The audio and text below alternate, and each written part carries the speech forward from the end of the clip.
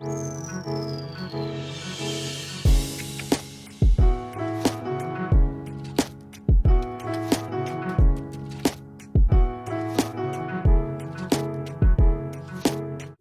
Monday and welcome to today's episode of Coffee Talk Live. This is a show where I invite experts in the wellness, fitness, and nutrition field to explore what it means to live a truly sustainable and healthy life as mothers, as women, in the home, in the community, and most importantly, for ourselves. So I'm your host, Connie Pastorius. I am the founder of Pastorius Fitness, which is online coaching for busy moms who are ready to regain their health and reclaim their lives. I'm also the showrunner and woman in charge here at Strong as a Mother, Happy and Healthy Living, which is a Facebook group whose mission is to set the standard for what online support feels like and should be for parents so they can live happy and healthy lives while raising happy and healthy babies. So please do me a favor, drop a 1 or a good morning in the comments if you're joining us live today, or a 2 if you're watching the replay. And either way, please don't be shy. I want to hear your voice, your ideas and thoughts in this conversation. So please, make sure you click the link in the description as you're watching the replay to join our amazing Strong as a Mother Facebook group, so I know that you want to keep getting awesome stuff just like this. And be sure to like, share, and subscribe so I know that you want to keep hanging out with me on Monday mornings and every other day of the week.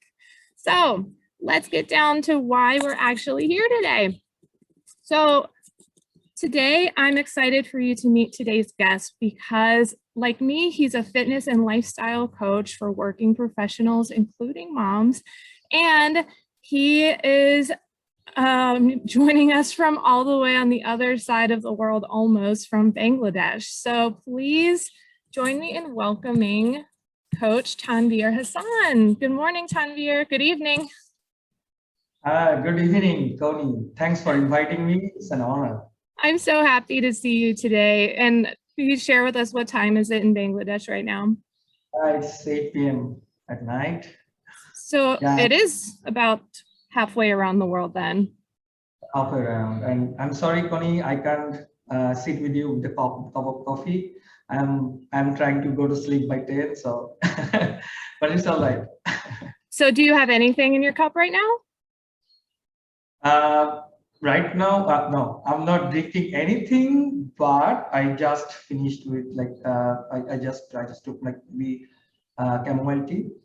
Chamomile, nice. Yeah, it's good for sleep, right? Do you go to sleep pretty early? Yeah, I'm trying to sleep by 10 p.m. every day right now, and for a long time I was struggling with sleeping early, and as an entrepreneur and as a fitness coach, and how hard it is sometimes, like you have to work late and wake up early, and I have been going through this for some time, especially when I started online coaching. I have so many clients to look after right now. For the last, I think from last few months, I've been doing really good. I'm being a good boy. I'm going to sleep early.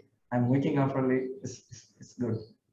That's great. And I love whenever you do start to get into the rhythm of waking up earlier, that there's just this magical extra amount of time in your day that you never had before, Yes.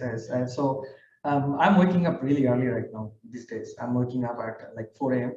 every single day. And then I do my morning rituals. And then I start with the most important task of the day so that I don't procrastinate and later on. And then like after, I think 7 or 8 a.m. I started taking care of clients. I have some in-person clients as well right now, and then I go with like other flows of the work, the flows of the day. Got it. So I think we could have like a whole other 30-minute talk show about rituals and being able to get really good at waking up early and going to bed early-ish, because I think that's a lot of things. That's a big thing people struggle with when they are tired throughout the day. They want to go to bed and then they're tired when they wake up, so they're just always running behind. But I want to get to today's conversation, which I'm equally as excited about. So Today, I wanted to discuss something that it comes up a lot because I think, whenever we have clients who are just people who constantly compare themselves to a version of themselves that they used to be, like, oh, I used to run sprints. I used to throw javelin in track. That was a lot of fun. But I used to do burpees. I used to do CrossFit, and then life happens. Maybe they have kids, maybe their job changes. But whatever the reason is that they think that they can go right back to those super high intensity exercises.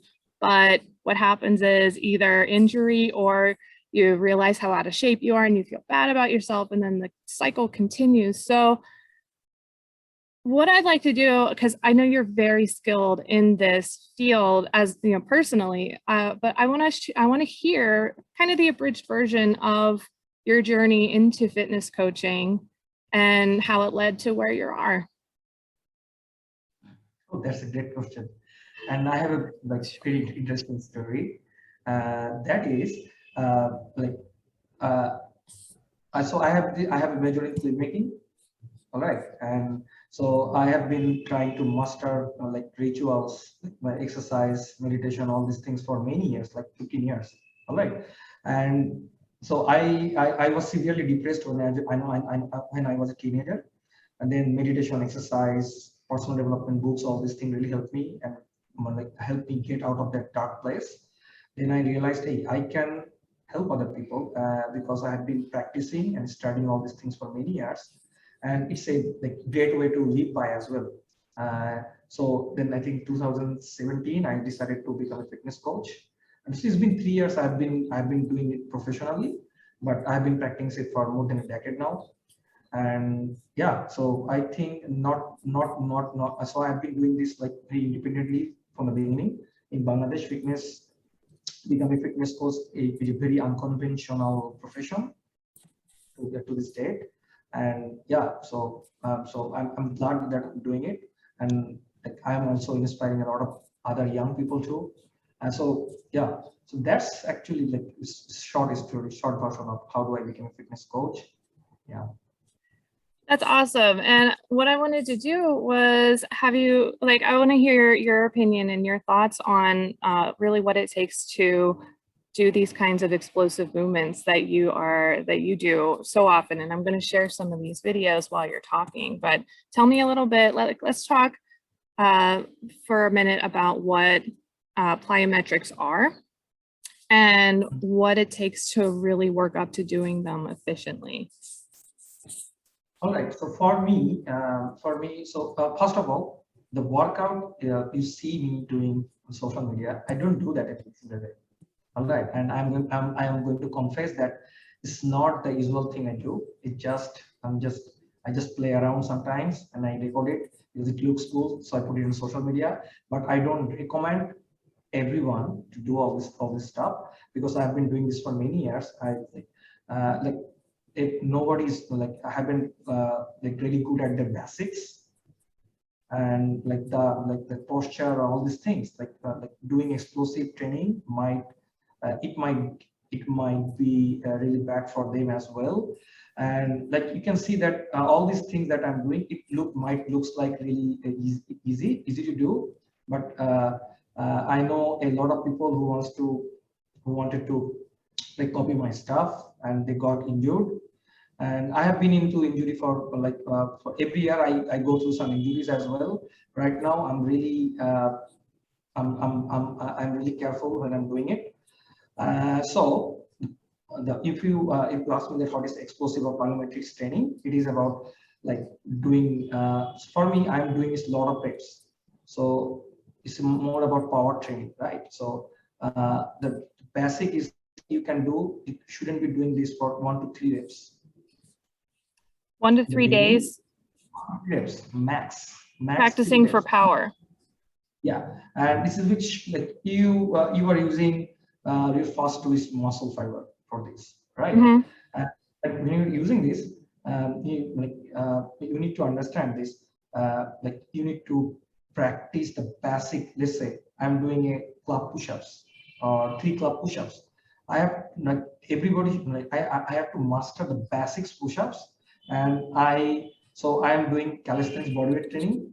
So I was practicing the basics for at least 4 to 5 years. Then I moved into like plyometrics training, not before that.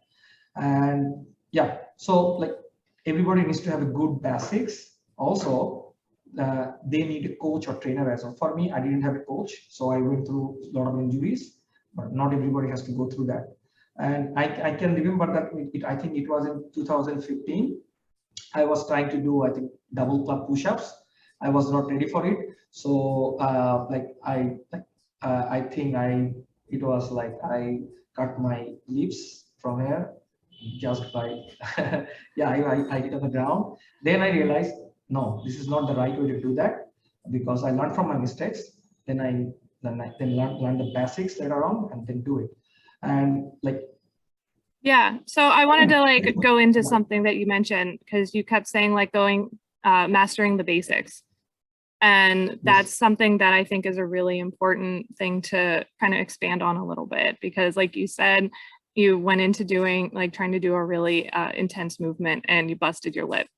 And the one thing that we do as coaches for our clients, good coaches do, is make sure that they do this most effective movements in the safest way possible, because the last thing we need is to have a client come in ready to exercise, ready to get healthy, and then they try to do a box jump, they bang their shin and face plant on the floor, and then they're not only injured, but they're really discouraged and they feel like failures. So let's say someone comes in, because it's not the norm, but someone comes in and says, Tanvir, I had a baby a year ago. I used to do CrossFit. I used to love doing burpees and doing, plyometrics. What can I do to start working towards that? And how long does it take to actually get up to that? Okay, that's a good question. So like, even a woman come to me and say something like that, I would take a fitness assessment first to see that how she is after the baby, right? So I would see that it's after the baby, let's say like if she was pregnant, their pelvic floor might be not that strong, right? So I would see that if she has really strong pelvic muscles, she can do push-ups, she can do squats properly, and I will make her went through assessment to see that if her basics is right.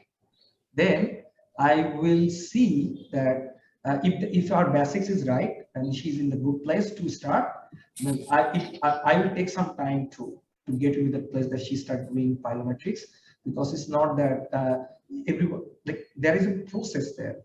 You can't jump from level 1 to level 10. And let's say somebody come, if the basics is right, I would say like I will train them for a few months, just say 1 or 2 months, to see that they are where they are, and then I will add few maybe explosive push-ups, but not that explosive. Let's say just 1 or 2 explosive like jump push-up. That's all, and say that how is good that body. And also I would see that their posture is right as well. So a lot of people come to me, learn all these things, and I wouldn't let them. And they got it seemed like they had a heartache for that. And because as a coach, and I told you, I went through a lot of injuries for that, right? I didn't have a coach, so I know that it won't be good for their fitness journey as well. For me, I was like I'm really into fitness, I love it. So after all those injuries, I was still in there, but not. It won't be same for everybody. Some people might get really discouraged by injuries. So I don't want to discourage them in the journey. And I have seen a lot of people want to do all the cool things, but they don't want to go through the basic stuff. And I can pick that immediately. So for me, as a fitness coach, you know that you have been in the fitness for many, I guess 10 years, and maybe you're working on for many years, right? So you mastered your basic stuff first, then you got into this step-by-step process. And I was talking to one of my friends yesterday about all these things. A lot of people are getting get failed in life, not only in terms of like fitness, or not only fitness, but also business or relationship. They want things really fast. Like when people want things really, really fast, they want like fast success. That's when they don't see the like pitfalls of like they have this wrong matrix of success, right? And they also compare themselves to other people. A lot of people do that with my video that, hey, I want to do where you are right now. I want to do what you do. And can I be able to do that within 1 year? I don't know. The short answer is I don't know. But let's see if you can do that.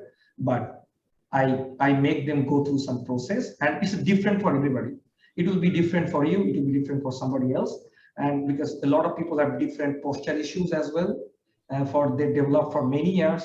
Some people have like maybe old injuries. So it's a very like for me.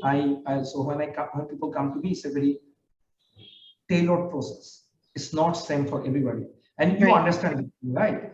I think that answer your questions, right? Yeah. So I loved hearing that you said that people are comparing themselves to other people. And I mentioned previously, like, people also compare themselves to a previous version of themselves. And even thinking that like, I want to get this, I want this result, and I want to do it as fast as possible.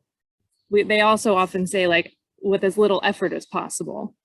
And that's a very common thing. That was common before Amazon, before a lot of stuff, before a lot of the whole instant culture that we have right now, right? So feeling that we're entitled to, or we deserve to have what we want in the time span that we think we want it, is a big, I think, roadblock for people actually becoming successful, because they have this belief in their head, wherever it came from. Maybe it came from Men's Health, Women's Health magazine. Maybe it came from a friend of theirs who's an athlete, or all these non-credible sources that I should be able to achieve this, or just making things up themselves, just thinking like, I can do that.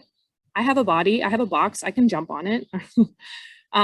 And something that I find that I do as a coach, I'm sure I'd love to hear, your thoughts on it, but when we meet our clients where they're at, we can't just say like, at least I don't say like, no, you can't do burpees. I don't want you to do burpees. We kind of meet them where they're at and understand more why that's important to them. And then we offer an option and say, why don't we see how you do with elevated push-ups for a little while. Let's see how we do with taking 10,000 steps a day. And then helping them recognize slowly that it's not realistic, especially as busy moms with a body that we don't even know what works and what doesn't work anymore. It's not realistic to just expect to have that body that we see on Instagram, or the body that we had when we were just working and had no kids. And do you feel the same way? Do you talk with your clients and work on them with like mindset? Yeah, so I work with lots of moms too, right? And so I have this client. Let me tell you an interesting story about like it will really clear up a lot of things. So I have this client. Her name is Nusrat Pritha, and she's been working with me for last 1 year. And in the beginning, her goal was to like lose, I guess, at least 20 kilograms body fat. And when I started working with her, she has all these goals, and I told her, hey, look, your body won't react the way like before. All right, we have to take it. We have to take a step-by-step process. So when I'm working with a client, I am trying to educate her, because there are a lot of nonsense and stupid stuff they knew from like from other maybe YouTube videos or magazines. You just told me, right? So we have this unrealistic expectation, and what I call is like unrealistic success metrics that somebody when you compare us to other people. So they have all these things. So I try to learn. I help them unlearn all those things and set their own success metrics, not only in terms of like aesthetics, also in terms of habits. Where do you want to see yourself, let's say 5 to 10 years from now? And if you want to have another kids, maybe few years later, how do you want to approach that as well? And so I work from a very long term. So I'm a very long term guy. So when I work with people, I let them set a goal for 5 to 10 years. Not only just now, not for 6 or 7 months. We do that too. Also, we set a goal for 5 or 10 years too, and we reverse engineer that process and see that what you can do right now. And so she was telling me that she wants to like maybe 15, 20 kilos. She wants to lose that weight. And I started working with her. I saw that she has these sleep issues. She can't sleep at night. And if you are not sleeping, we know that it's really hard to lose weight. And especially if you have a little kid, right? And also, like if you have like craving issues, if you have if you have a stress eating issue, it is really hard. So it is different for everybody. Then so right now, so after went through like 1 year, she set a different goal. She told me that, hey, Tanvir, I don't want to just lose weight. I want to feel happy, and I want to build good habits. I can see that it's not sustainable. That's what I want to do, and also it's really hard for me right now. So we set up different metrics for us. So it should be different for everybody, right? And like that's how I work. Also, I've seen like a lot of moms, they want to get back their old body, and some people does. Some people really does, but it's not for everybody. So we have to, they have to work with a coach or a professional to see that where they are right now, what they can do, what the limitations are, and how to be the expectation, let's say 6 months or 12 months. All right. And if they have any other issues like sleep issues, stress eating issue, and if they have hormonal issues as well, the result won't be like what we expect, like, right? So I've seen that, we recognize that, and that's why I try to educate them, and like I educate them, like I sometimes not only just with the coaching one-on-one, also I send them articles, I send them books, and I send them like you see, I am going to forward this conversation to my next all the clients I have, right? So they can understand not only me, there are a lot of other coaches who are really professional, who are working with the swing for many years. They have the same notions too. So when you start seeing a lot of transformational videos from YouTube, all the things, that doesn't, like sometimes it doesn't make any sense. And like people want fast result. That's all right. We all want that, but it's not doable for everybody, because they all have like maybe we are all human, but we are not. There's like what is called, we are like we have this very unique approach or habits, all like psychology, all these things are really different. So it has to be different for every single one. Yeah. And you said so many cool things, and I love the way that you explained it, that people come in with unrealistic metrics of success. So thinking about like, I'll be happy when I'm 10 pounds lighter. I'll be happy when I can run a marathon again. And it's a really helpful starting point, I think, as a coach, and for, wherever the client is at in their life, to start to ask questions like, what does 10 pounds lighter mean to you? Like, what does that feel like? And I think it's really cool that you as a coach also talk about 5 years and 10 years later, because I don't know about you, but I think that when we start looking that far ahead, it's easier to stop thinking about like the vanity and how exactly we look. Like, oh, well, in 10 years, like I want to walk how old's my daughter? I want to walk my daughter to middle school. I want to be able to be there for my nieces and nephews. Like, I just want to function without being in pain all the time.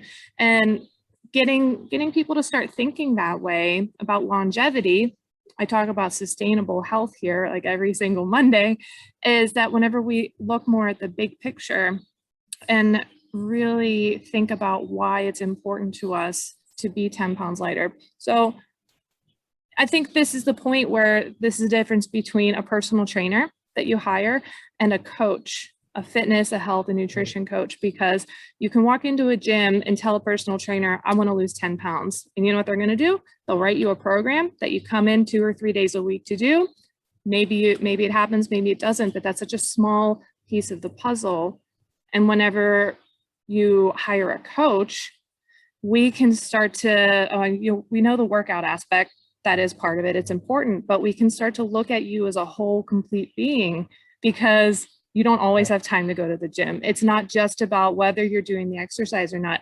And I'm cracking up. I laughed or smiled whenever you were talking about sleep, because my clients know I tell them all the time, like, if you're not sleeping well, do not do your workouts, or just try for 5 minutes, because sleep is number one. Sleep, then hydration, and then somewhere above that is like exercise and nutrition. But sleep, like, you're not doing burpees if you're not sleeping right. Like that's way off. So yeah, I think this is really interesting. So I want to know, and I want to make sure that everybody who's watching know, what kind of clients do you specifically work with? And are you looking to add more clients to your coaching right now? Oh, okay. So for last 3 years, I've worked with many different kind of people. So I end up working with working professionals more, and they are average like 30 plus. And so most of my clients are female, and they are like the postpartum woman, and they want to lose weight, they want to build healthy habits. So that's the kind of people I want. Also, I work with lots of like pre-investing people. Let's say like somebody is really professional, who's a leader in their industry. Also, they don't have time to work out. Also, they don't have don't have time to research and all these things. So I set up a system, not only exercise. I set up a system for them so that they can work out, like their workouts are very short, and their nutrition is like they don't have to take a lot of time to like fix their meals as well. Also, like sleep optimization, all those things. So I do this kind of thing. So for me, like everybody's welcome, but most of the people that I work with, like working professionals, their parents, and they don't only have like aesthetic goals. Also, they have other goals. They want to build habits. They have like cues, ambition in their life, and so they understand that if they are not healthy or fit, they won't be able to go there as well. So that's the kind of people I work with. And also, I'm always enroll people in my service or in my program. So I think you do cohort as well, right? So you do cohort. I'm not doing cohort right now, but I'm going to start doing that maybe after a few months. That's it. Okay. And if someone does want to, let's say there is a busy professional out there who wants to learn healthy habits and master the basics and get to their healthiest, self as possible, how can they connect with you? Okay. So easiest way to find me is like I have this Facebook group called Bengal Fitness Tribe, and I'm building. So I'm not building business. I'm building a community. That's what I say to people. So in the community, it is easier to like change habits, right? So for me, so that's my goal. So if you search the Bengal Fitness Tribe, you'll find my group. You not only find me, also find like-minded people as well. All right. Also, if you go to Instagram and Facebook, if you search Tanvir Hasan Coaching, or like I have a personal profile Tanvir Hasan Bitto in Facebook, so you can connect me there, and yeah. Perfect. And I'll send all of I'll paste all of the contact information below and on the replay on YouTube. So thank you so much, Tanvir. I think this has been a really helpful conversation for folks who maybe want to start taking a look at like the why as to their approach to setting fitness goals and considering maybe looking for somebody to help guide them. So I want to Right. let you get back to your wind down bedtime routine and get that awesome sleep that we always tell people to get. So Tanvir, thank you so much. It's been an absolute delight. Thank you for being here. And I want to keep the conversation going in the comments. So I'd love to hear your takeaways. If you have questions about particular exercises that you're interested in, or if you just have a question for Tanvir on the other side of the world in Bangladesh, or for me in the coaching group, please feel free to comment below or in the YouTube channel. So remember, please to like, share